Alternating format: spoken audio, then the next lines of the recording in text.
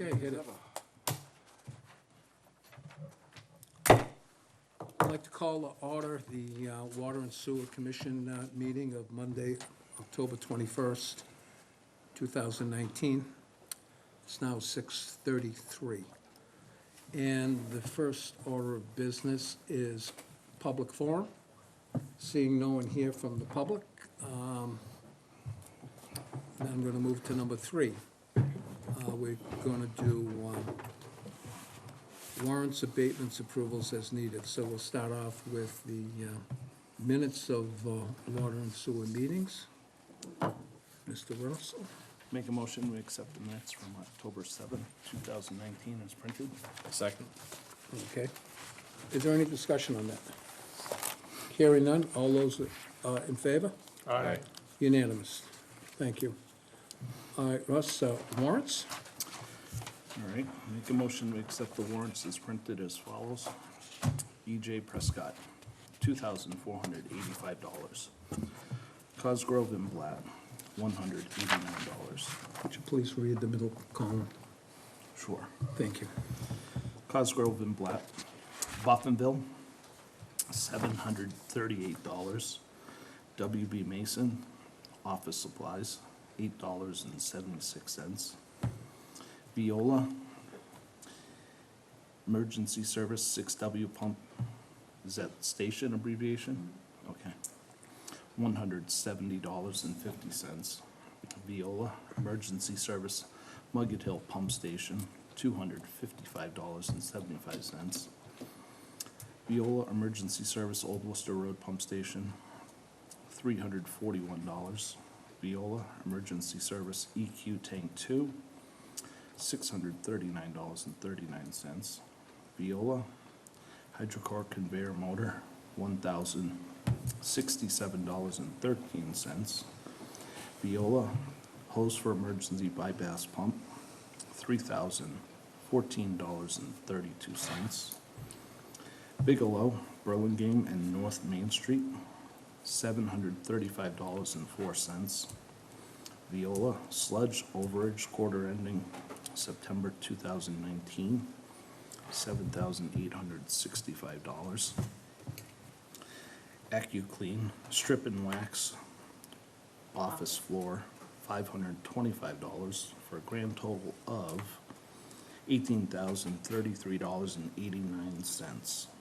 Do I have a second on that? Second. Thank you. Discussion. This E.J. Prescott, is that a yearly fee, or how frequently do we get billed at $2,400? It's a yearly fee. So you first purchased the new meter reading equipment last year, and when you purchased it, it came with this fee already assessed. So I think we paid about $7,500 or $8,000 last year. That was for the handheld equipment plus the first year of software support. And this is for our second year with the new equipment. So it'll be an annual fee moving forward. Just to break it down, when you consider 4 readings a year, I believe we're over 600 customers, aren't we? What are we, 700? How many customers? Ballpark, probably 680. Okay. But to keep the math easy, if it was 600, then that's 4 times a year, that's 2,400 readings, that's $10 a reading we're paying to maintain our software on an annual basis. So, just think about that. I got a question, Peter, on the emergency services. We've got 4 of them here. What time of the day and what day of the week do those things happen? And if we're going to list it like this, it would be informational for the commissioners if we knew, not the exact minute, but at least the hours this is happening. Is it happening 3 in the morning on a holiday, or is it happening at 4:30 in the afternoon on a Tuesday? Sure, we can definitely do that moving forward. These 6 items or 7 items in the middle are the Veolia invoices that we got from last February, that from FY19 that just got approved to get paid at the special town meeting, so that's why they're all grouped together like that. Okay. But moving forward, we can definitely, whenever there is emergency services, date and time stamp it so you know what time of the day and when it took place. Just information. No, Again, definitely. Not to be No, that won't be a hen pecker here, but So you're saying these charges here are old? from last February, that's right. they're old, but they can reoccur depending on what happens. And, Peter, on the sludge overage, Yes. this is just for the quarter ending September 2019. Correct. So how many loads was that $7,800? Approximately. I have to look at the invoice. I'm gonna say 10 to 14, yeah. I believe it was 11. I'm not sure. Okay, so we're looking at what, $800-900 a load, Probably a little bit less, yes. or a little bit less? Okay, let's just use 800. It's 11. 11 would be 88, okay, let's 7 something. Right, Zach. This is quite a bit of sludge, It is? okay, more than 3-4 years ago. Correct? Okay, so is a lot of this coming from the brewery? It is.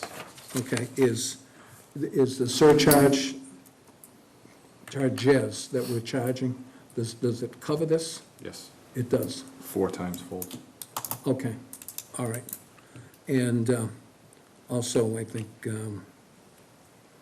the MTA is involved in that as well, as far as Correct. the creation of the sludge. And of course, just to put it out there, is our treatment plant, because of how we do treatment, there is gonna be sludge. Definitely. Right, so we already have it within the contract for X amount of tankers of sludge. In fact, I think, was the tanker truck there this Thursday or Friday? I thought I saw them go by. Yeah, we usually have 2 trucks a week. That's about average for us. 2 trucks a week. Yeah, so we usually have one day that 2 trucks come. 2 trucks will empty one of the holding tanks. So one day a week, we have the tank emptied, one of Okay. the 4 tanks emptied. Okay, I didn't think we would, because 2 a week, I mean, that's 100 truckloads. Yeah. I didn't think we were doing that much. Well, the hope is that when the pre-treatment of the brewery goes in, that the sludge tapers off. How about drop like a rock?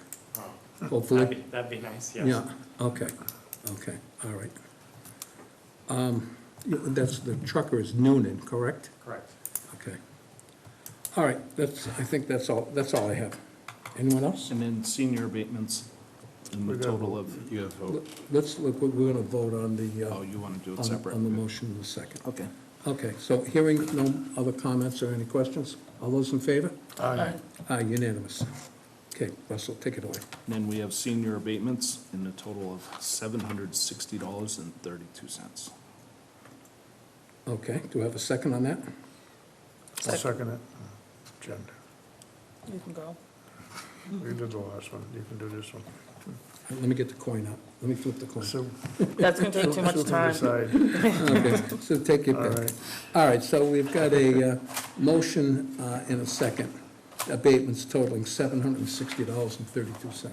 All in favor? Aye. Aye. Just change it to 2019. Ah, gee, thank you. You're welcome.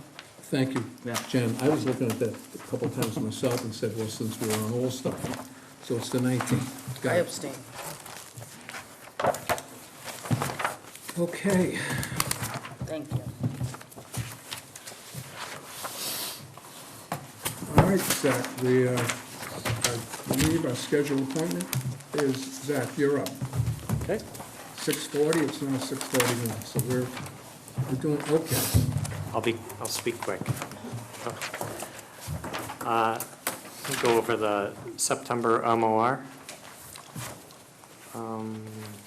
Health and safety, no safety incidents. Monthly safety checklists were completed.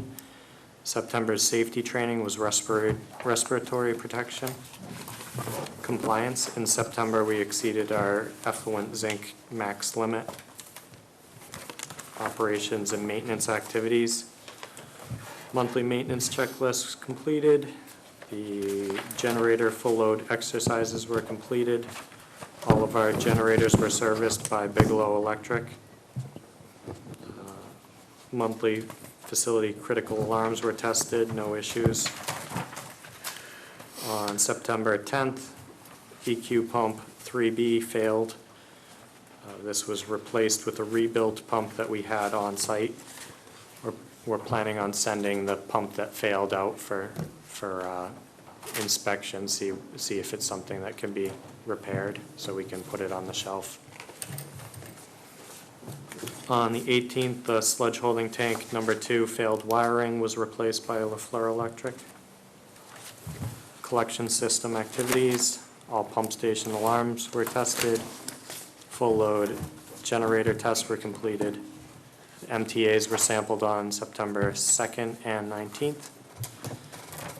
On the 10th, the failed soft start at Burlingame Pump Station was replaced by LaFleur Electric. On the 30th, the transfer switch at Vine Street Pump Station was replaced by LaFleur Electric. Grinder pump calls on the 1st, there was 231 Sunset Drive, high level alarm. We found a failed check ball of assembly.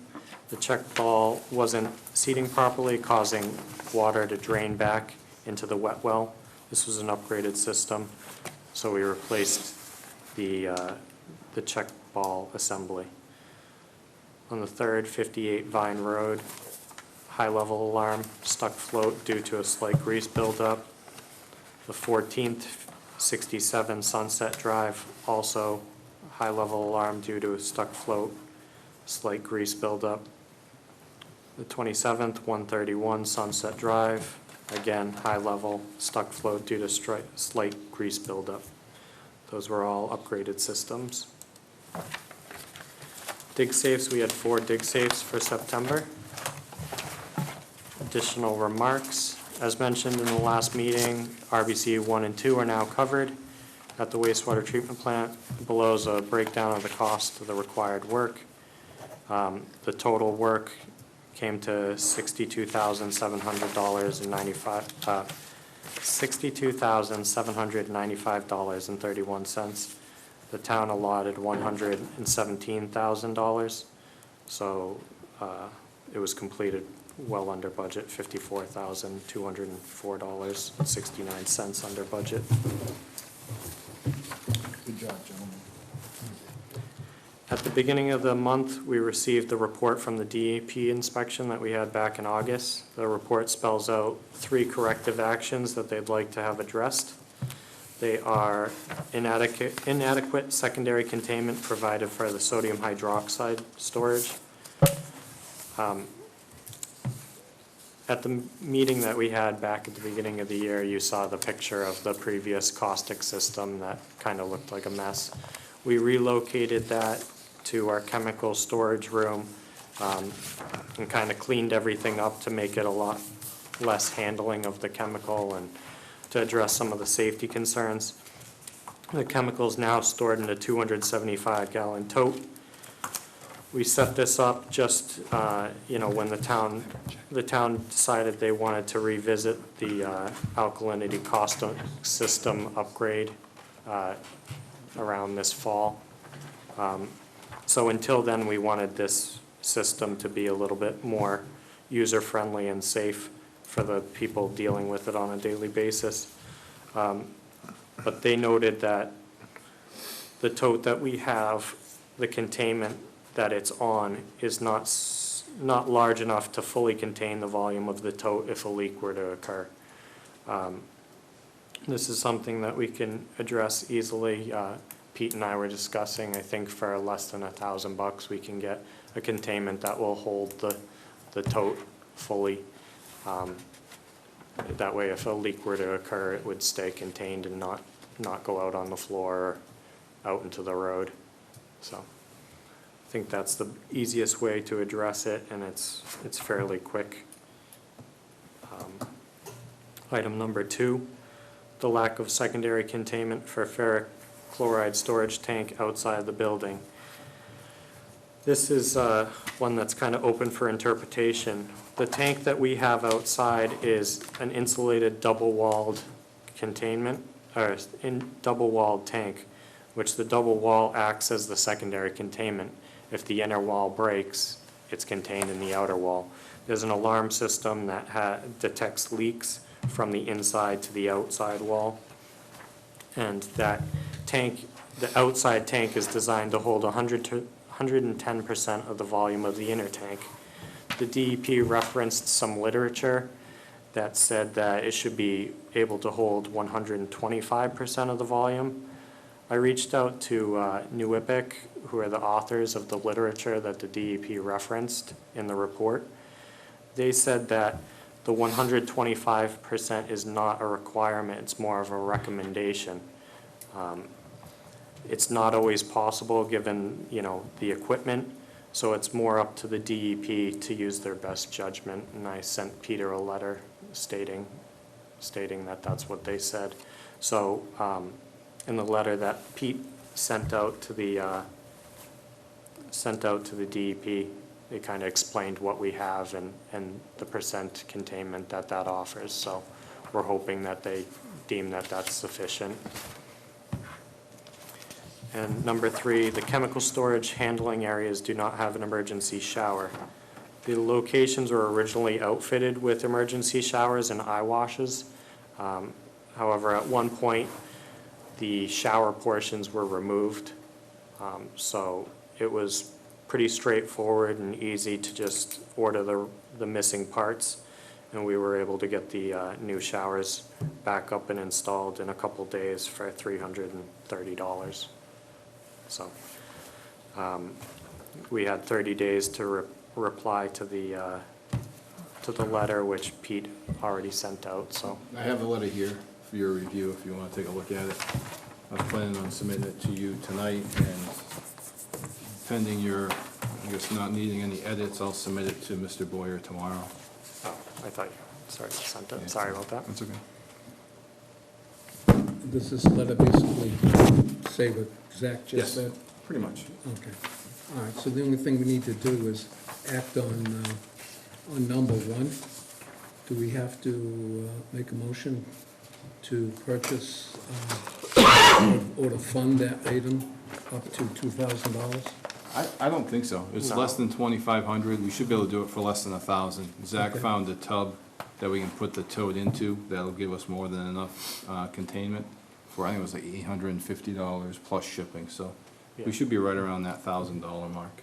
Okay, So we're just planning on moving forward with that. What we do have for spill containment now, we'll be able to use for the 55-gallon drums that will be coming and going. They'll Yep. be next to the tote that we'll use to fill the tote, and we should be good to go. The only question is gonna be if the DEP is satisfied with the 110% containment of the ferric chloride tank outside the building. so Because if that's a approximately 6,600-gallon tank. Correct. if I'm not, if I was, or if I am to understand what you were saying is, the 110% is the regulation, and the 125% is a recommendation. I'm not even sure if 110% is a recommendation. Documents that I No found. requirement. Yeah, that's what I meant. The documents that I found from the EPA stated that it's just supposed to be able to hold, the maximum amount that could be stored in the Okay. containment. 'Cause, a lot of times you will see these diesel storage tanks that are exposed to the atmosphere, and they don't have any protection, but what they are is they're double tanks, and it meets the requirement that's required for fuel. Yeah, and that's basically what this That's tank what you is. have here. Yeah, Okay, so. done. So we're hoping that they say that that's sufficient. We provided them the information stating that's 110%, so. Very good. Anyone have any other comments? No? The only problem is, it's not a problem, I mean, it's a safety thing, but the DEP may not accept it, but it's only a problem if the tank is full, and chances are you've used some, so, your 110% to me is adequate, but I'm not the DEP. Yeah, I mean, I guess It depends, because, I mean, just because we don't fill it all the way doesn't mean somebody couldn't fill it all the way, you know. No, but you'd have We to have usually, the problem at that time, as Yeah. soon as it's filled all the way, Yeah. that, you know. yeah, I mean, we order the chemicals when we're down to just below 1,000 gallons, and then we get 4,000 gallons, so the most we'll see in those tanks is 5,000, which is pretty, yeah, that'd be pretty unheard of if we put 5,000 gallons in there. So I'm hoping that they say that that's sufficient, and we can just kind of move on with purchasing the containment for the tote, and then all done, so. All right, and then lastly, as you're aware, the facility's been dealing with high effluent zinc concentrations. We started to see a rise towards the end of last year.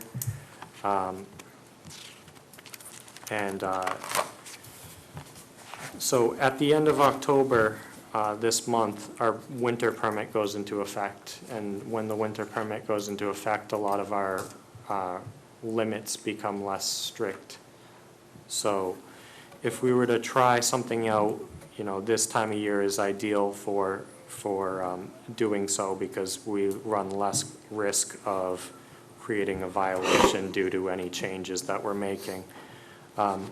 We've been waiting for this to occur before we really dive into our zinc removal testing. I've attached a proposal for zinc removal trials. I'm seeking approval to proceed on that. The trial is, we believe that the town's best option for removal of zinc at the wastewater treatment plant is using a sulfide-based chemical. This is basically using a lot of data and information that was generated back when I was in Sturbridge. The town invested a significant amount of money and time into testing to see if they could track down from where in town the zinc concentrations were coming from. Kind of led us on a wild goose chase for, you know, a year and a half.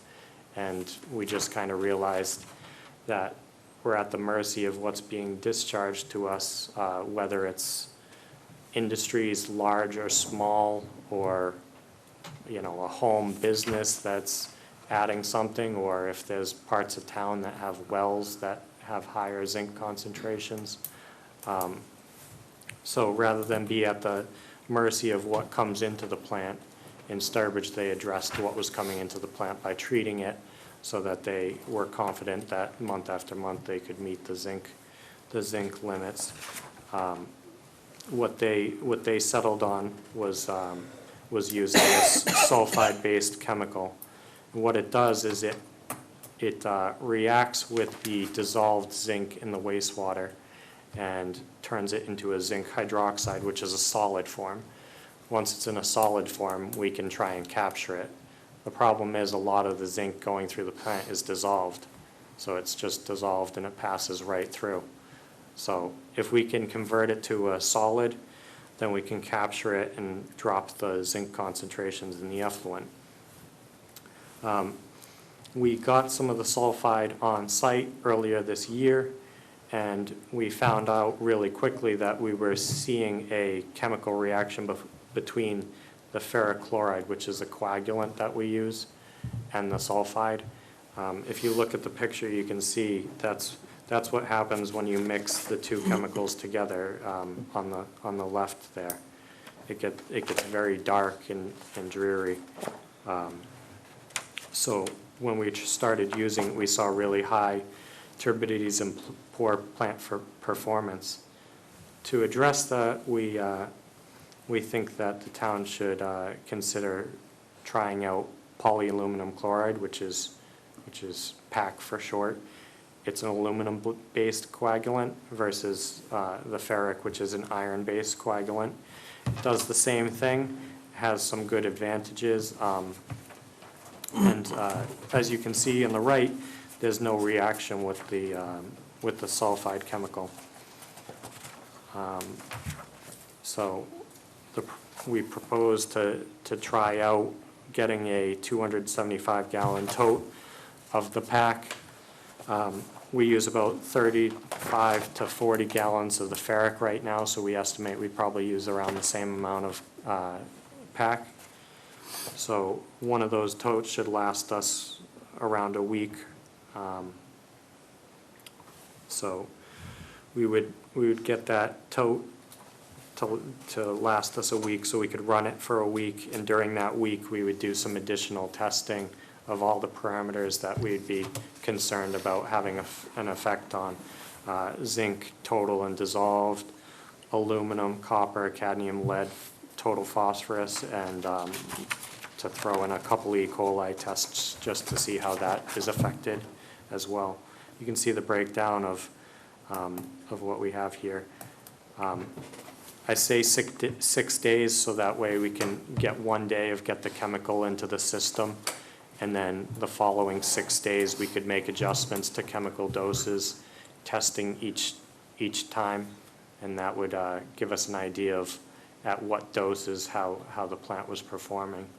And hopefully, after the 1 week, we'd be able to return back to normal operation and wait for the results to go in, and hopefully we see some positive results come back, and we can make a determination of whether additional testing would be needed, or whether we could just make the switch from the ferric chloride to the polyaluminum chloride as our main source of coagulant, and then run the sulfide as part of our normal process to limit the amount of zinc in the effluent. So one tote of the pack would be around $716.50. That's $150 for the estimated shipping cost, and 275 gallons at $2.06 per gallon. And then the additional testing would add up to around $766. So the total of that testing to get all our information to see if this is a viable option for the town would be just under $1,500. So. Question, Zach, Yes. is these samples would be sent out to Correct. a local lab? Yeah, the lab that we normally use, which is Microbac. Okay. Westboro or Connecticut? Connecticut is Connecticut. where we send it out normally, Dayville. Okay. And the increase in zinc, was the spike we had last year pretty much the same time? It's not really so much as a spike as it is towards the end of the last year. If I have a chart that I could print out for you, or email it to you, where you see towards the end of the year it starts to climb, and then we had it kind of stabilize for Okay, all. and then the requirements change, so, Well, actually, the zinc requirement, the permit limit for zinc is the same year-round. oh, it is the same? Yeah. So there's no point in the year that we're better off for Okay. zinc. Okay, my misunderstanding. Certain parameters change as the seasons change, but some stay the Okay. same. And the cost of the pack versus the cost of what we're currently using, is it about the same? About the same, yeah. But there's some advantages to using pack as well, as it generates less sludge than the ferric. So that might be something that we see another benefit from. Okay. It's a lot easier to deal with, and it's a lot more user-friendly. Yep. Sturbridge was experiencing the same thing, Correct, and they still are? correct. But they use the sulfide now. That's part of their normal operating process. Okay, so have they tried the pack yet? They use pack, yep, They use pack, yes. so they've already proven it, that it Correct. works? It's proven that it works, so that's why we're kind of piggybacking off of all the time and money that they spent to Yeah. you know, use it and hopefully find the same success here. Okay, because each plant chemistry is different. Correct. So- Yeah. And we have some total zinc data coming into the plant, but I mean, it's not really something that you can look too closely at because you're looking at total zinc. So whether the zinc has stayed the same and, you know, more of it's coming in dissolved form, that's harder to get versus, you know, the total zinc staying the same and, you know, it being higher in the dissolved or lower in the dissolved. It's tricky to remove the dissolved metal because we don't have any way of turning it to a solid form and removing it, so. How does it get dissolved? It could be just conditions of the sewer, you know, certain things are dissolved because of the pH. In Sturbridge, we tried a lot of zinc removal due to, with using pH adjustment.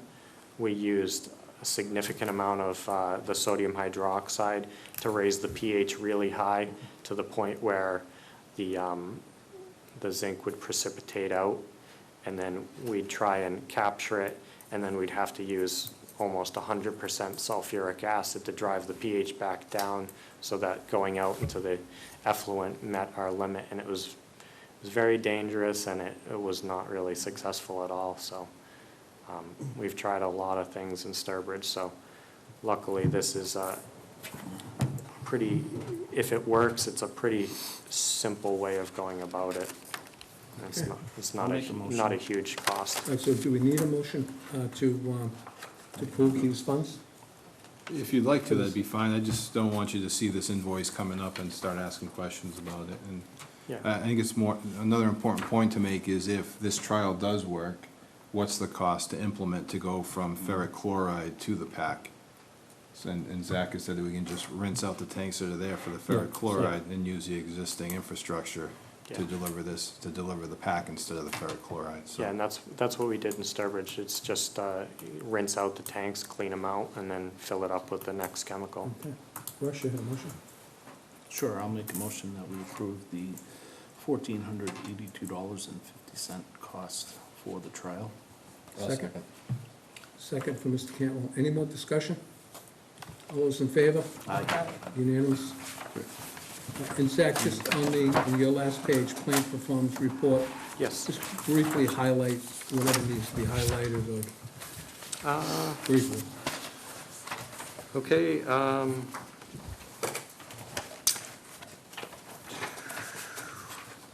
obviously, the zinc, we had a 166 when the limit was 142. Hopefully, this trial addresses that. And ammonia, we were pretty safe for the month, coming in at 1.14 when the limit's 1.42. So this is the last month that our ammonia limit is at the higher level. So I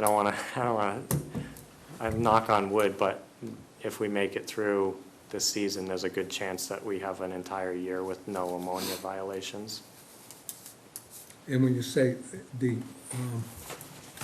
number is to change because of the time of the year? Yeah, at the end of October, the limit goes from 142 up to an 8. Up to 8, 8.00 yes. from 1.42. Yep, because due to the temperature change, ammonia removal happens best at a warmer water temperature. You see less treatment when the water temperature drops because the bugs react a lot slower. So they It's like 600%. they cut you some slack when the temperature changes. That's huge. Yeah, yes, Huge. but works good for This us. is the answer, ice cubes? Yeah, no, I mean, we gotta Yeah. keep it warm, Blanket. Yeah, so, but okay. I think that goes to show that putting the RBCs on was a good investment. Okay, anything else that's jumping out at you? Not really. Okay. All right. Pete, did you want me to mention anything about the dumpster, the scrap metal? Did you have any Sure. question?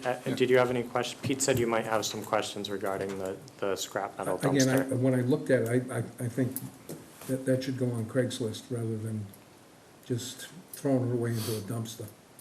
So following up on the surplus of property stuff that Yeah. we had to approve previously, we called the Board of Selectmen, asked them what the process was to get rid of it. They came back and said we can go through Excel. So Zach called Excel, they came and looked at all the stuff we had. And we determined rather than us trucking it over there, they brought over a roll-off dumpster that we can fill up with as many pallets as we can along with any and all steel. They'll take it, weigh it, and pay us whatever's there for weight. And it won't take us time to go back and forth to Excel. Yes. And how much a pound? I don't know the exact Not number. much. Yeah, cheap. Okay, Yeah. cheap. It is. But if you want us to put time in to separate it and bring it over ourselves, then we can I do wouldn't want that. to do that. I would, again, even if you had the pallets on Craigslist at 50 cents a piece, that's more than what you're going to get from, I'm not sure that we're allowed to do that. If we do anything to get rid of it differently, we have to put it out to bid and accept. yeah, that's the bid, we're putting it out there. Craigslist doesn't count as a bid process. So we can give it away to, pretty much to Excel. It's Excel, isn't it? Right. I mean, those pumps, what do they weigh? 80 pounds each? 90 pounds? Yeah, I mean, I guess without having a good idea of what the total weight is, you don't really have an estimate of what the cost is. What they told us was based on what they see there, the cost of having the roll-off will be covered and some by the scrap metal, so. The roll-off's worth a 30 yarder? I believe it's a Yeah, 30 or that's worth 40. $500-600. Yeah, I just wrote the check out today, that's what they're worth. Okay. Depends on how much you put in them. But, Not quite sure, but Scrap prices are down right now, too. yes, I look at, there's three individual, what are they, 3-inch, 4-inch pumps with Honda motors on them? yeah. Trash. And like I said, there's some I mean, they're no aluminum. good. They don't run the. Zach, how much time did you guys try and spend to separate the motors from the pumps? Too much. Lot They of were, time. they were I'm not seized, they asking- were I'm seized up, but. Yeah. All I'm saying is that, again, it's like someone's weed is someone else's flour.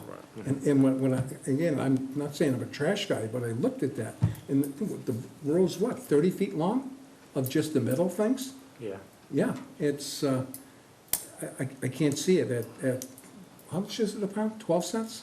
It's cheap, cheap. thought it But was like a Pete little said, bit more than that. we but- can't do anything else with it but give it to a trash company, really. And the reason we went with Excel is because that's what we were told that the town normally goes with and Well, makes, yeah, well, I don't, again, TikTok. it's not, again, we have a good hour and 15 minutes. It just seems like it's a waste to me, that's all, it's not a very good, Would you like to take the time and go make an itemized list and see what you can come up with? And hold this discussion until next time? I'd take a couple of pictures of it, and like I said, I'd put it on Craigslist and say, highest bidder takes it. Yeah. So the thing is, I'm sorry, it's not according to Hoyle's plan here. The thing is, the town doesn't do it that way? No, we'd rather say, just go get a dumpster and wait. No, we're not a private company. No, I know we're not a private company, that's why I'm trying to be as open as possible, but also as frugal as possible, and make sure that if we're gonna get paid, that we get paid the most we can possibly get paid. That's all, that kind of simple stuff, I understand completely. yeah. Just going by the direction that the town. No, Zach, I'm not beating No, on I you understand. Or Peter, but I'm just saying is, Yeah. This I'm- is how many- one of those catch-22s. how many, Times where- can you estimate the skids down there? 70, 80 skids? The pallets, The pallets. over 200, There's over 200. yes. Yeah. you could keep a couple of houses warm all winter long with that. Wooden? Yeah, wooden paddles. I'm just saying, if you get 50 cents apiece. Oh, I know. Can't get rid of those. But if No maybe guy if- in Auburn with a mountain of them. Okay. You can't get rid of them. I'm serious. That's my other friend Dave, who works at Casella. And they are tough to get rid of. But maybe there's somebody out there who would pay 50 cents each. Take a chainsaw to them, makes great firewood. It burns quick, it's hot, but, I don't know, I'm sorry for being such a tightwad, but, No worries. You know that's your position on this board. If you didn't say it, then. yeah, I did, We'd have questions, but we do appreciate it. yeah.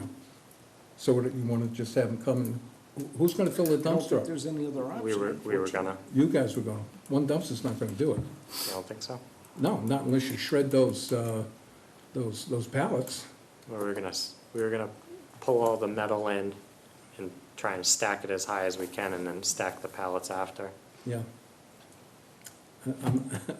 I want to tell you what to do, but I'm not gonna.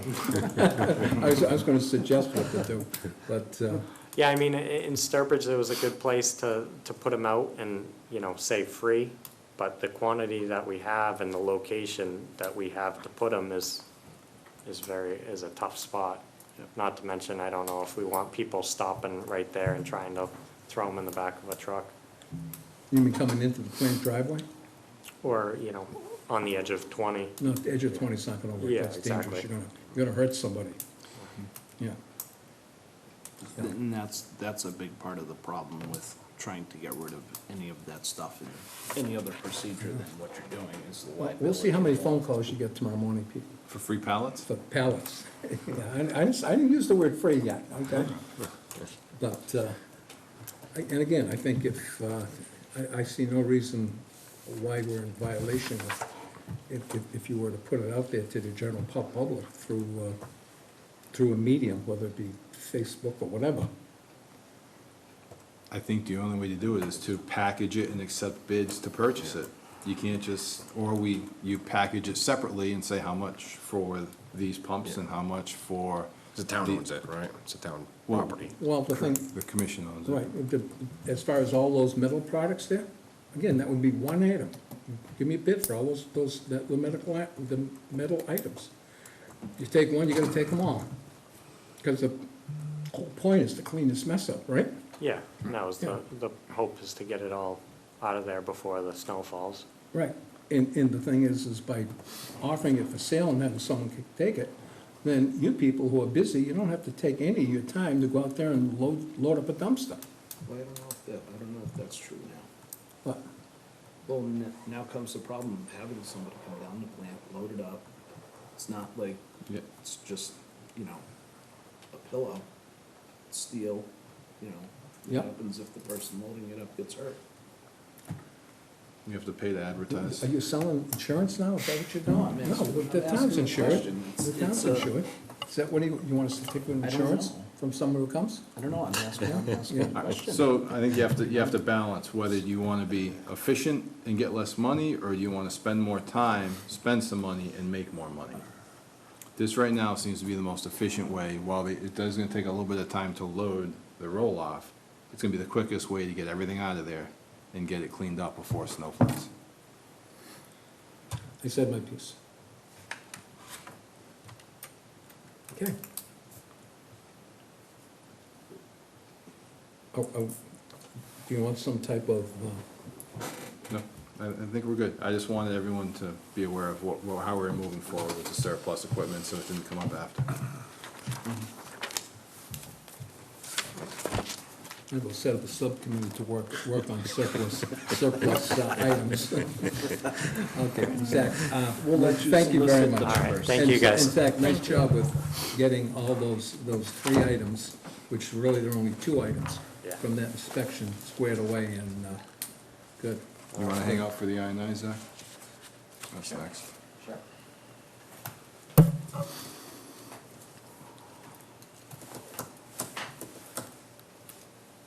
Okay. Next item on the agenda is McDonald's renovation, 3080 Worcester Road, sewage privilege. No, It's not? no. You missed the I&I. I've got breakdown and cost of RBCs. Did you actually do that? Breakdown and cost of the RBCs 1 and 2 repair? Yes. Yes, you gave us the differential. Yes. with- Yep. Okay, perfect, yeah. Okay, so now we're gonna, infiltration and inflow, proposed work, Yes. I&I. Yeah. Okay. So we have a proposal from Paul Rodman from Veolia to perform annual I&I mitigation work that is required annually by Mass DEP and under our NIPD's permit. Our contract with Veolia requires them to perform CCTV inspection of 17,400 linear feet of sewer line per year. In talking with Paul, I asked him if he could adjust that linear footage so that we can do less linear footage but do more work. He said in order to do a good CCTV inspection, you also have to clean the pipe first and then possibly do some smoke testing after. So last year we did the flow monitoring study, if you remember correctly, probably last July, I think it was, where he set flow monitoring devices in one manhole that caught sewer flow coming in from 3 distinct areas of town. And from that, because of the flows and during the rain events, he identified Carpenter Hill as one of the highest increase in flows from the rain events. So Paul is proposing that we do the following pipe cleaning, CCTV inspection, and smoke tests in the following areas based on that flow test we did last year. 4,670 feet of sewer line on Carpenter Hill Road, 3,337 linear feet on Burlingame Road, and 1,868 linear feet on Main Street. As you know, again, the DEP has an annual requirement for us to do some type of I&I work throughout the year. We carry $44,000 in our annual budget to do that type of work. I think in the past, not much of that was spent. The last couple of years, you've probably spent maybe $20,000 or $25,000. And at the end of every calendar year, we have to submit a report to DEP telling them what we've done for I&I mitigation for the previous year. So in your packet, there's a proposal from Paul Rodman to do that work for $26,000, $26,457.78. And that also includes taking us all the way to prepare the annual I&I mitigation report for Mass DEP. So Paul takes all the information, prepares the report, and we submit it to David Boyer at DEP annually. Unfortunately, the majority of that cost that he's asking for is for police details because of all the work he's gonna be doing in the roadway. He said he'll try and use just one detail for some of the work, but for a majority of the work, he's gonna need 2 because of how they're spaced apart and what they need to do in the manholes. So I'm asking you to review this and approve it so that we can get this I&I work done for this calendar year, which we're almost done with. Thank you. Paul, put your thinking cap on. Remember when we did the work, or had the work done over on North Sturbridge Road? Was that Blue Zone? Who did that work? And it was. Remember who did and it. I it was- remember it being done, but And it was foot. Veolia did that.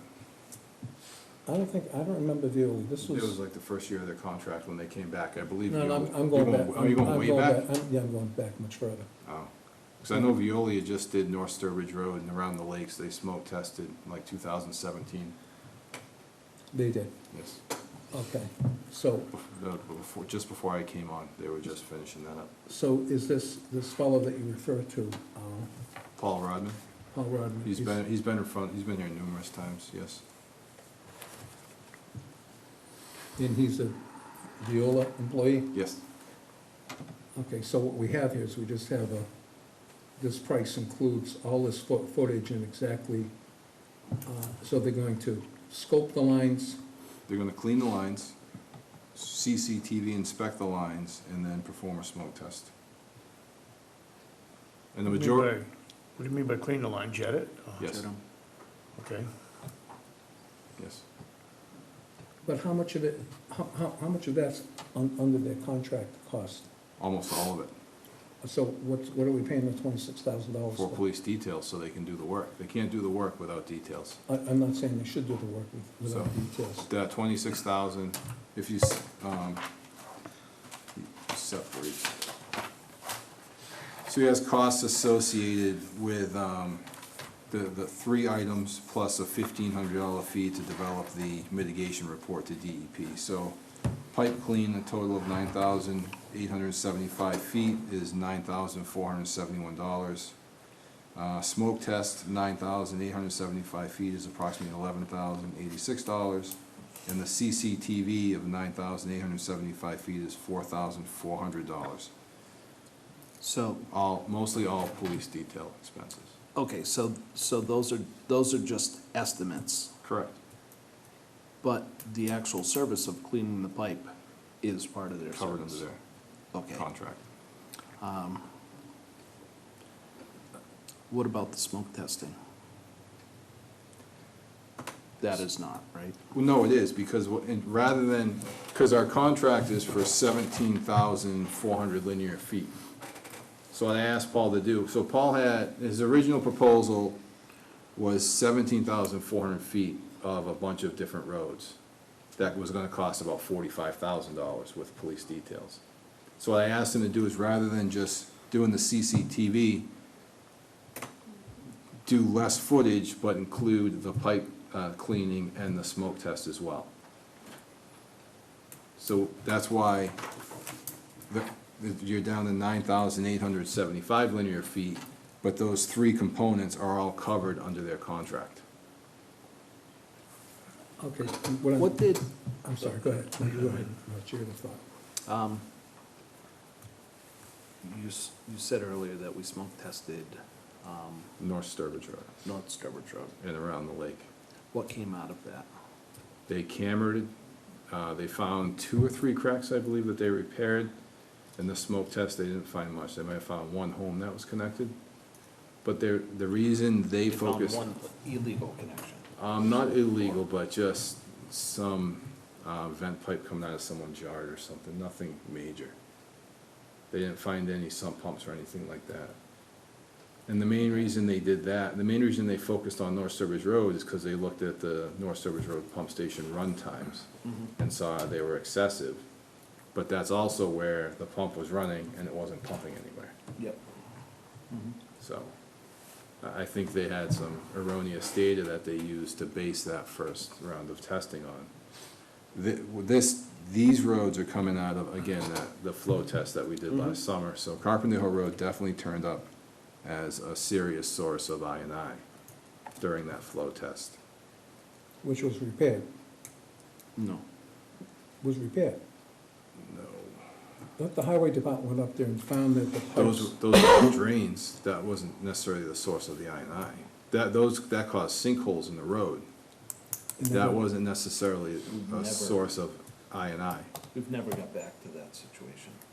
Those drains were cleared at the dams, at the clay dams in the pipe, because the sinkholes were creating, because the train pipes. And Jerry Clogged. fixed that. And Jerry fixed that for us, yes. But we never really investigated further after So, the yes. initial report. Well, that's, A little bit. I did but- go up and pop manhole covers and looked at what was there for flow and couldn't identify any major spot where there was a big source. yeah,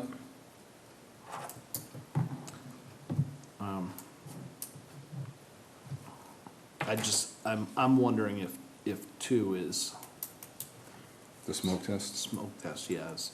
is required, is necessary. If that's something that we really wanna invest our time and money into. But maybe we save that, we're definitely gonna save that for last, right, and maybe see what the CCTV shows us, and then decide to smoke test. And if we don't, then it just saves you that much money in police details. And then we'd be at a total of 1, 3, and 4. Correct. So it'd be a minus, deducting 11,000 Yep. from that So you're gonna be at 15,000. And that's just the estimate for police details plus the $1,500 report fee. And so I could ask Paul to prioritize it that way, where you do items 1 and 3. You do the pipe clean, we do the CCTV in those areas. He presents a preliminary report to you of what he found, and then you determine if you want to move forward with the smoke test or not. And what is the billing rate now for police detail and cruiser? So there's 2 ways we can do this. What we've done in the past is we have Veolia hire the details. So, because if the commission hires them, they're still employees of the town, and we have to pay time and a half versus the detail rate. So if Veolia hires them, an outside contractor, I don't know if it's $50 an hour plus the cruiser fee, and 65 an hour or something? was it? We I just can't did one, it was remember. $50. I don't know why it was 50. They were outside guys that came in, and they charged us $50 an hour when we did that manhole cover on Masonic Home Road. Because at that rate, if you had two while they were doing it, it's $100 an hour, and I mean, that's takes a long time to get to 11,000. It just for does. smoke testing. I think some of the smoke from item 2 is spilling over into 1, 3, and 4 is, I agree that we want to have the detail work billed through Veolia. But I think it should be an item that is just added on to the actual cost, because when I say the actual cost, is they're obligated under contract to do this 17,400 feet. Correct. All right, so, thank you for giving us an idea of what the police is gonna cost, but go and do your work, and then keep track of the end of the week, the end of the month, and then we will reimburse for the police. But, because I'm looking, what does this last paragraph mean here, Peter? Due to the cost of police traffic details, the town agrees to waive the annual CCTV obligation of the 17,400 feet in order to complete more work consistent with Mass DEP I&I regulation. Right, the work completed will be the 9,875 feet of pipe cleaning, CCTV, and smoke testing. So you're waiving the 17,400 feet of straight CCTV, and you're going back to doing just letting them know that their obligation will be fulfilled if they do 9,875 feet of pipe cleaning, CCTV, and smoke testing. Yeah, I know. Because if you're gonna do 17,400 feet, the police details would be more than this.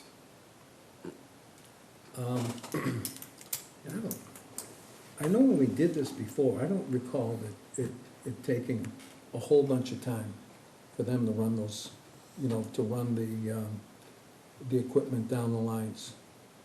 To do because what they do is they jet them and they camera them at the same time. And then they record any things that they find. What don't you, I don't know if they do it like that. how do they do it? Probably jet a street and then video a street. So they video after they Probably jet, two before different they crews, jet, right? or Is it independent? two different crews that are going up to do that? It's not the same guys, right? It might be the same guys, but it's different equipment. Yeah, if it's the same guys, then they're definitely not doing it back to back, because then it would take them forever. Stop doing this, Yeah. get set up and do that, switch over. And what happens if the guy is jetting and they come across a hang-up or whatever? They then have the guy come with the camera Yeah, to figure out what the problem is? sure. Okay. I don't know, this is just me, I don't feel good about this. Just me. Yeah, I think, Seems like a lot of detail time. so. Let's. It is, but it's a necessary evil to get the work done. I don't know Well, how let's- else you'd want let's us to look get at the it. work done Let's- without that. Let's look at it another way. They're responsible to clean 17,400 feet, right? Every year. CCTV. Yeah, that's in their contract, right? So That's number they're four. responsible to camera it, not clean it? Correct. Okay. So, that's number 3. What is the cost to do number 1? For them, I don't know, that's why I asked Paul, rather than do the full 17,000 feet. Of Bring- just cameraing, Correct, that's why we're not getting. cleaning. I think that's where maybe some of my confusion just came in. So rather than just them coming in and camera and charging us to clean, to clean the pipe. Yep. They're gonna do all 3 things in exchange. They're gonna do less footage in exchange for doing more work on that less footage of pipe. The obligation on the contract is to clean, No. No, No, it's not just not to camera. clean- just camera. camera. Just camera. Okay, That was my issue with it. all right, so if they run the camera, and there's some of those lines won't need to be cleaned. No, in order Jetted. to really, in order to be able to see everything clearly, they need to clean the lines first. Otherwise, there's not much of a point in cameraing the line, because you're gonna miss certain things, right? It's gonna be dirty and you can't see everything. Yeah, correct. You clean it so that when you're in there with the camera, you can see the best that you can. And if there's any low pockets or anything, that typically jets it all out of there. And that might be where the problem is. But it's not, is in but if the there's a pocket. there's a low section, and you jet one day, and then come back and camera 2 weeks later, then that low spot is no different than what it was 2 weeks ago. I agree with It's a you. mess, but yeah. If there's not gonna be that, they're not gonna leave that amount of time in between. I don't know. I wouldn't assume that they would, right? You wouldn't leave 2 weeks in between. You would jet today and camera tomorrow. I have no clue how they were I planning believe on so. doing it. No. Well, that's the only way it works, Right. because of what you just said. And how many feet a day can they camera usually? What's the standard? I don't know. 1,000 sure. feet, 2,000 feet? I'm not sure. I wasn't involved in a lot of, Sorry, guys. This is gonna stop. Okay, I wasn't involved in a lot of the camera work stuff. Right. Out in Sturbridge, so.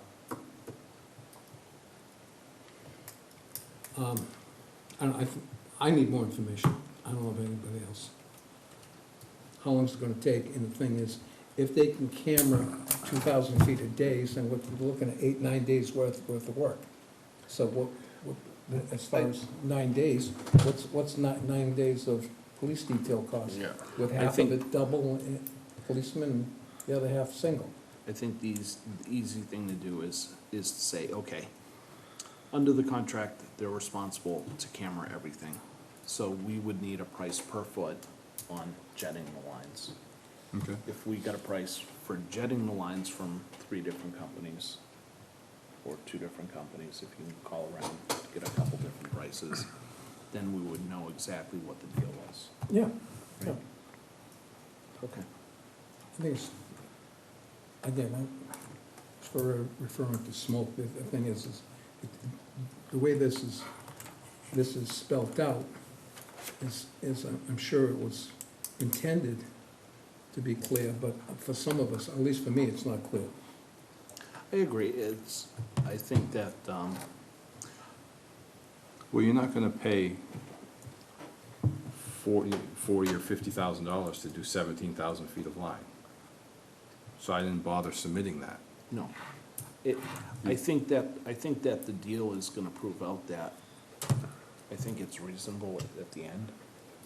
I think that we'd better understand it if we had the numbers behind it. That's all. I'll ask Paul to come to your next meeting and present, so he can answer your questions. And Peter, will be $40,000 to $50,000, where's that coming from? To do 17,000, because of the police detail, that's what it's gonna add up to? Yes, Gosh, That's his estimate. yeah, I got you. And I that's don't a see direct, that it's that's a gonna- direct pass-through through VOA. They're not adding any percentage on top of that for processing or anything, so. Maybe some of the officers will trade out pallets. That's right. When they see those Honda motors, they certainly will. Run that by him, Peter. Good, good, good. That'll go over real well. Friend of mine repairs the motors. A needle valve, one of those little needle valves, $38. Anyways. All right, what else do we need to move on to? We're all set with A. Now we're gonna do B, McDonald's renovation. Also, Zach, thank you. Thank you. The Thanks. Zach. McDonald's located at 38 Worcester Road is proposing a renovation of their building. They have said that no sewer infrastructure located outside of the building will be altered. There will be an additional 6 seats added to the inside of the building as part of the renovation. I asked Bowler Engineering representing McDonald's to provide Mass DEP Title V flow numbers based on the building's current seating capacity and also provide flow numbers for the proposed additional seats.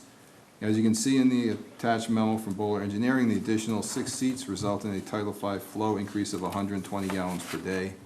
I've calculated a prorated privilege fee of $4,920 based on your policy of $8,200 privilege fee per 1 EDU, or 200 gallons per day of usage. Bowler has already provided the payment for this charge, and they're getting ready to make the improvements at the building. So I just wanted to present that to you for information and to make sure there was nothing different you wanted to see happen. Do you need a motion for this or anything? It's already been done and paid. It's pretty consistent with your policy. Again, I just wanted to make sure that it was pretty much standard, and I did it as to how you understand it should be done. All looks fine to me, and like you, like what you did. This is predominantly something that's done in the office. The office can do all these calculations like you did. Mhm. Right. My only, not concern, I guess, question down there on that particular piece of property is the car wash. We went around and around and around about the car wash, and they say they recycle, which is fine, but at some point in time, they have to dump. Because Now, that if it goes into a recycle, tight tank, they might pump out. I don't know. I Much, don't know what much they like do. what happens at Rain for Rent in the highway garage. Their wash bays go into a tight tank. They Right. recycle, it goes into a chambered tank, and there's, I believe it's 3 different tanks that it goes through. Chambers, they recycle it, and whatever makes it to the last tank is what gets pumped out. It's like the grease trap, right? Pretty much, just a little bit. But I'm sure there's one there, they're gonna get down there with a shovel and take the sand out. They pump it. They pump the sand? Well, yeah, Back it, right? Back trap. yeah. And if that car wash goes into a tight tank, it never makes it into the sewer. Okay, I know that one time Steve was gonna look into that plumbing there, to follow the plumbing. 'Cause I thought they did have a drain. They would I, into a um, system. They did send us an updated set of plans. I'll see if it references it on there. Okay, all right, okay. And just to make sure that that car wash doesn't have an overflow that ties into Yeah. the sewer. Remember any of that, Paul? We just remember we had a problem with copper, and we assumed it was coming from the car wash and brakes There and was, stuff. right, right. And I thought the problem was solved, which, however, I'm not sure, but Yeah, we had no way of tracking that down, but from the brake dust, Hmm. anyways. Okay.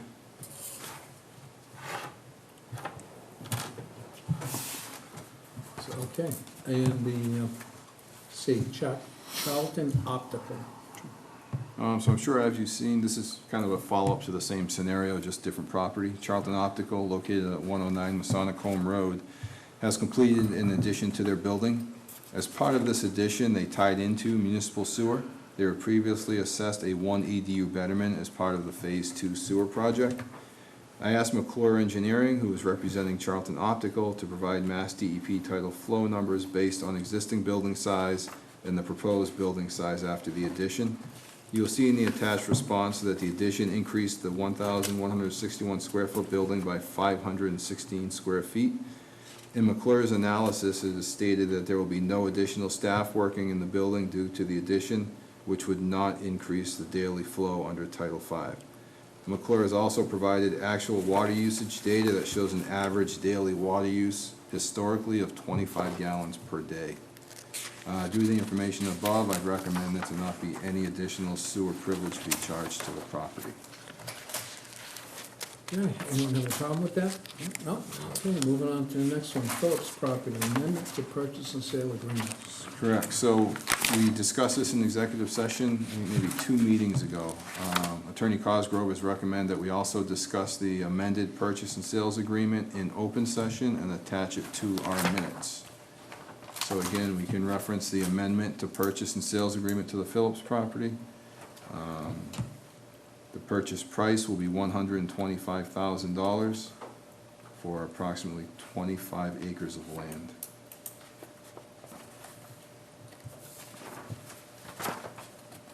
And again, the reason Mr.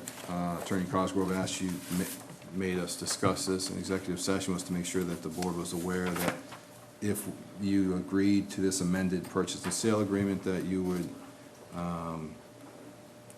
waive or deem all contingencies satisfied, which was the discussion we had in executive session. And what was the amendment to the P&S? The price, remember our original purchase and sales agreement was for 20 acres for approximately $100,000.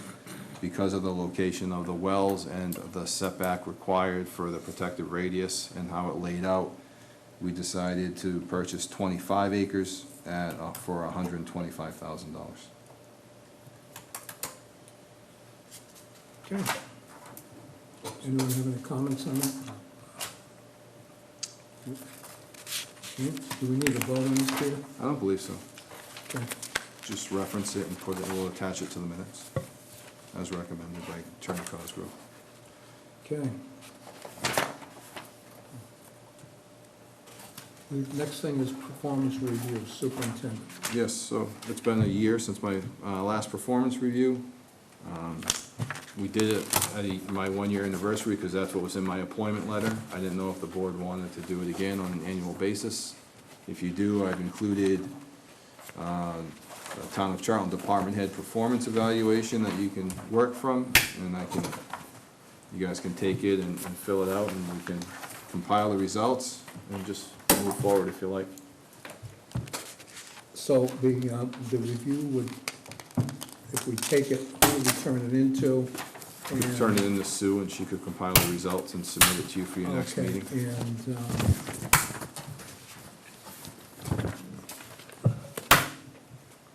It's like homework, Peter. Sorry. so, I knew it was never good Do it homework. during It may not halftime. get done. has the items here have changed at all? How they used to be? I believe this is the same one you used last time. How about, again, I'm going back 3, 4, 5, 6 years ago. I wasn't here, Okay. luckily. Yeah, but you were here 12 years ago. I was here 12 years. It's And changed, another it's changed since then. BP, It did. before Peter. Right, because it was, either everybody was excellent, or you're ready to walk out the door. There was very little space for the middle of the road. Well, Okay, I guess we know where. We have this. Evaluation's going. okay. Thank you. All right, so we all have a copy of this, correct? Okay. So fill it out, turn it in. When do you want it by? Sue? Sue? Tomorrow? Yeah.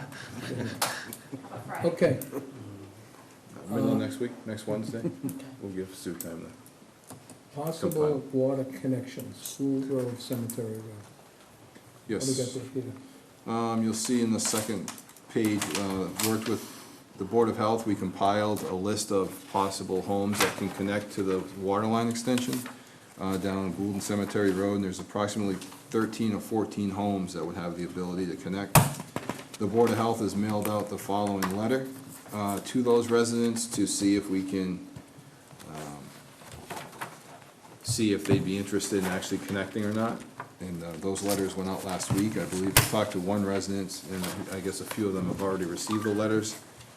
In talking to that resident and in talking to Jim Philbrook today, I think it'll be important once the Board of Health gets some of these letters back with the responses, to set up a follow-up meeting, to have just on this item with the neighborhood, and have those residents who replied and try and get other residents to come to that meeting and just have a frank discussion of what we're looking at and be able to listen to their questions and hear their concerns. And also let them know that they would receive a water bill. They know that. Okay. Well, I'm just saying, it says, Yeah. if you were able to get this line installed at no cost to you, Correct. so, you know, just, But, you know, they understand a bit, but at least the person I talked to today, and who's been talking to other people in the neighborhood, knows that there will be a water bill after. Okay, So, that's just moving forward. all set on new business items, we're going into old business? Yes. Okay, propane line sewer plant. So we discussed this last time, and we had a quote from, I think it was Lepan Mechanical, for $4,000 to come in and pressure test the underground propane line. I had another gentleman come out last week, Chris McClure recommended him, he's doing some work in town. He has a proposal to come out pretty much for 2 days to pressure test all the propane line underground, make sure that that's fine, pressure test okay. For, his cost is $2,738. Again, it is prevailing wage, which makes a big difference. The first quote I got from him was around just over $2,000, but it was for regular pay. So I told him it had to be prevailing wage, and that jumped the price about $700. So it is what it is. I'm not sure, again, keep looking around. This gentleman seemed very knowledgeable in what was going on. He, luckily, there's shut-offs coming out of the ground at most places except for one where he'd have to cut the line and cap it so that he could pressure test from the tanks to everything underground. He said once that is done, he can do a pressure test on the fittings, identify which fittings might be leaking, and just take those apart, re-thread them, clean them, seal them, and put them back together. He is recommending that we replace all the propane regulators.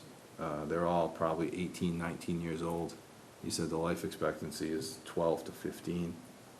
I looked it up online. They said, again, what I could find was 15 years, possibly 25 manufacturer specs, but most of them are 18, 19. They've all been weathered. Everyone who's been there to give me a price says the regulators should be changed, so. But that will be the next step after we identify that what is underground is good and pressure tests okay. He'll then go ahead and look at the rest of the infrastructure, pressure test the rest of it, see where it's leaking, and get you a price to clean everything and replace the regulators. Does his work have to be inspected by the Yes, plumbing inspector? yeah, he'll have to pull permits, everything will have to be inspected by the plumbing inspector. But we're only halfway home once he does that. Oh, correct. Because Maybe maybe a quarter of the way home. Yeah, I mean, this will tell you that we don't have to dig up the ground and replace anything underground. no, which is good information. So it's the first step. And then once he does that, and he pressure tests the rest of it above ground to find out which fittings, he'll get you a proposal to do that work as well. what was our total propane usage last year, roughly? Do you have a rough number? Gallons or dollars? Dollars. I can get that thing. Yeah, I can't even. Okay. I'm sorry, if it might have been, it fluctuates so much, if it was $1,000 every 2 weeks. Well, we get deliveries every 2 weeks, 3 weeks, they were $1,200. That's okay. 24. I'm just wondering if, you know, I'm gonna if say it we was, have a lot of leaks down there, I mean, what does it equate to a year, cost-wise? Just, Well, no, obviously, there's a leak down there that spent $1,000 in the summer when there's no gas on. So Peter, if you're telling me he's not going to go and dig out and then put the corrective hubs on to where he's gonna be able to shut off, is that gonna be tested? so where everything comes out of the ground, there's shut-offs except for one spot in the back Right. of the building. And Okay. this includes the cost. It's, Okay, yeah, It's a It's got a 2-inch cut or and 3-inch, cap it. He's gonna take that apart and cap it. And cap it. Yes, and then pressure test it. yes. Okay, so then, once everything's pressure tested, then when he comes back, isn't it just a matter of making a connection to then go to the equipment inside the building, to where he would do a combination pressure test and leak test?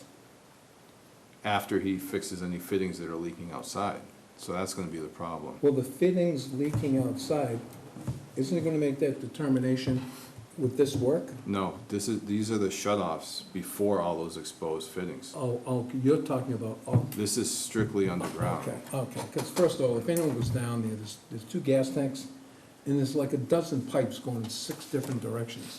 Most of that needs to get cleaned out of there. And that will be part of his secondary proposal.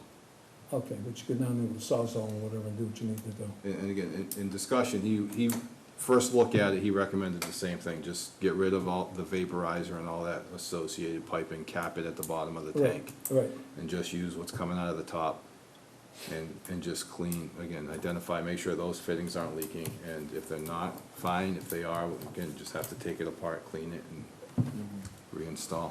okay, all right, this is, it's the problem with getting old, is these things don't last forever, and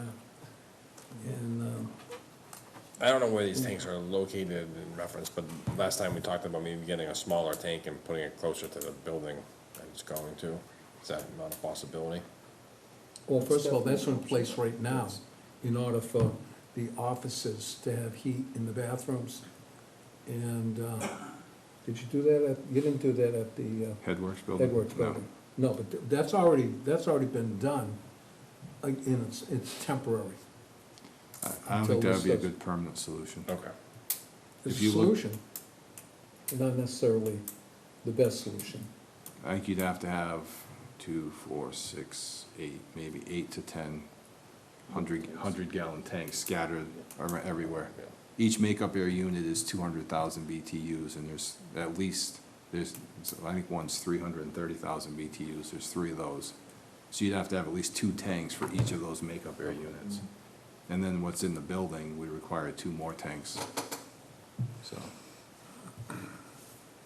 And from an engineering point of view, those makeup air units need to be looked at as far as, first of all, the need, Yes, because now that we put the covers on all of those units, and we have, those fans run 24/7, aren't they? the big-ass fans? No, the little fans for each, Oh, Each one. the exhaust fans for the, Right. yes, to draw air and, and Yes. the exhausted out. yeah. Right, so what's happening is that air used to just be in the building. That unhealthy air was there. Now what's happening is that air is being covered and then evacuated out of the building. So the original plan has these huge furnaces when the clock hits a certain time, air gets sucked out of the building, and these things bring new air in, and during the winter, what it does is it preheats the air so that you're not blowing 0-degree air into the building. So the question becomes is do we need to move that much air now, because we have these other units in that are taking a lot of the, like I said, a lot of the gases Covered those. out of the buildings since the covering. Yeah, so that's a whole other separate thing, because we're gonna evaluate some of these furnaces. The I'm sure the replacement is very costly, and even the repairs are costly because they're so big. Or even the switch over. Switch over to smaller units? Yeah. And if you were to just eliminate the system that you had now, if you don't need it, Right, to right, change over. right, that's what needs to be looked at. And how long did it take us to make a decision on those covers? A long time. Took a In little fact, while, it was a It was a- cost decision, not just, Well, right, right.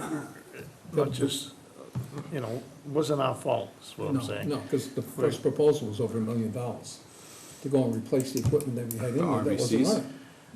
Right, so then we decided, look, let's I think cover the it was RBCs, 550. do some vents and all this, Oh, you're talking about the other, all the Yeah. RBCs. all the RBC, yeah, yeah, so. And Yes. Frank was more than patient with us. He did get upset with us, though. Frank Calaveri from Wooden and Curran. We're in Karen, Yeah, yeah. yeah. But anyhow, we solved the problem nicely and relatively it- inexpensively. Yeah. All right, so, So do you need a motion on this, Peter? Yes, please. okay, I'll make a motion, we approve the $2,738 to Advanced Heating and Plumbing as printed. I'll second it. any further discussions? Hearing none, all those in favor? Aye. Aye. Unanimous. Okay. That was a $1,400 savings, thank you. Thought we got more to go. All right, so, Will he take pallets? waterline construction. Okay, I missed that one. I said, will he take pallets in exchange? Hey, he may, you don't know. You don't know. Be surprised who burns. Yep, ask him, Peter. It's gonna get so many calls, Peter's gonna get so many calls tonight. Yeah, you need to get rid of those I'll pallets. take 3 pallets, please. Can you deliver them? Yeah, Just drop them off. Make them pretty. yeah. I don't like those ones. Yeah, right. You have the darker ones? I thought they came stained. Weathered? Weathered, yeah. Weathered, right, no, the ones weathered. down there like brand new. All right, let's move on here, it's getting late. Waterline construction update, Mr. B. So Berry Corner Road, Ludlow continues to make the residential plumbing connections. Palmer Paving has been out to take some core samples of the base pavement on Berry Corner Road and H Foot Road. They've determined that there was not enough compaction, which is causing the aggregate to come apart. Palmer is planning on replacing a portion of the roadway. They're gonna mill it and rebase it. And we're looking to have them do approximately 3,000 to 4,000 feet. Jerry met with them last week with Chris McClure and some engineers from Ty and Bond and Palmer to talk to them, and they're gonna replace certain portions that are really bad and give Jerry a 5-year warranty on the road for cracks and potholes, so Jerry's satisfied with that. And so that's gonna, Palmer's gonna be fixing those portions in the next week or two, and I believe we're on schedule to begin final pavement on Berry Corner Road and H Foot Road the week of November 4th. So, right now, there's pretty much no road work being done in that area. I believe all the structures are raised, all the manhole, all the gate boxes are all raised, and it's good, ready to go. The driveways are cut in and should be all set.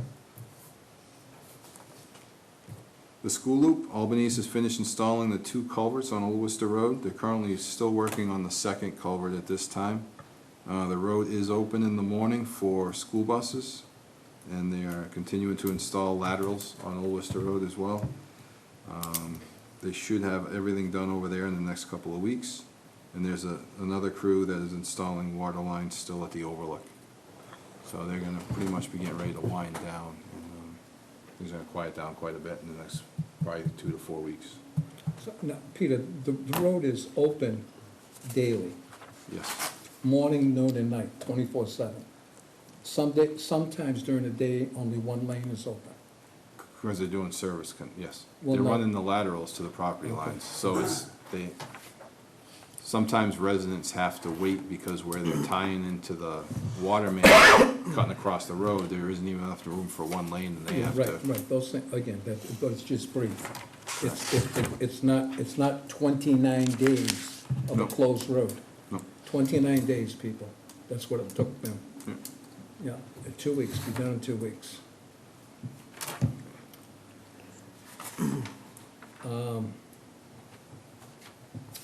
Route 169 pump station. Yeah, the pump station is complete and the generator is repaired. Whitewater and McClure Engineering are reviewing the O&M materials for final approval. It's been operational probably, it's almost 4 weeks now, so everything seems to be going well. Beautiful.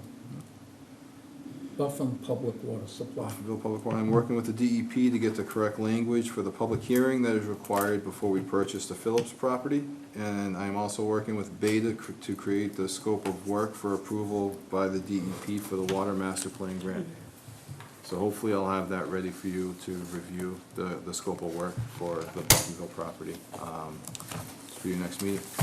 And the public hearing will be at one of our meetings? Is that the way that works? There's two ways you can do it. DEP can host the public hearing at their office in Worcester, or you can host it here. My thought would be that we host it here, so it's easier for the residents to come in and kind of ask the questions, rather than making them go into Worcester, so Yep. that's what I've been telling the DEP, so. No different than a selectman or a. No, again, we'll have to just, I have to finish the application, to submit. I pretty much have everything ready to go. I'll get that into them, and they'll send me the correct language to, advertise the public hearing, and we'll advertise it, and hopefully have it, if not in our first meeting in November, our second. And once we have that, we should be all set to close on the Phillips property. Perfect. Okay, That pretty much does it. our next scheduled meeting is November 4th, 2019. Make a motion, we adjourn. Second it. Okay, we've got a motion on the floor with a second. Any discussion? Hearing none, all those in favor? Aye. Meeting closed. Thank you, everybody. Thank you, guys and girls.